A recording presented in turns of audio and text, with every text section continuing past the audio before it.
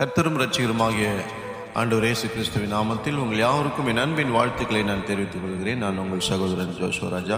இந்த நாளின் ஜீவனுள்ள தேவனுடைய வார்த்தை, பயப்படாதே நீ தேவனிடத்தில் கிருபை பெற்றாய்.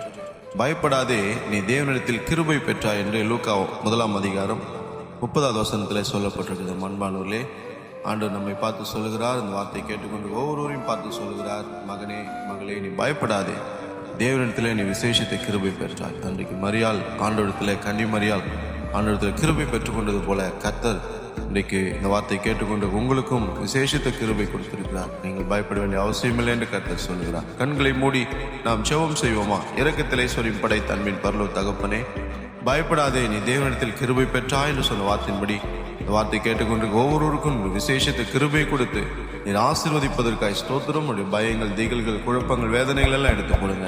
அவளுடைய பயங்கள் எல்லாம் போக்குங்க, அவளை திடப்படுத்துங்க, தைரியப்படுத்துங்கப்பா. ஆசீர்வதிங்க.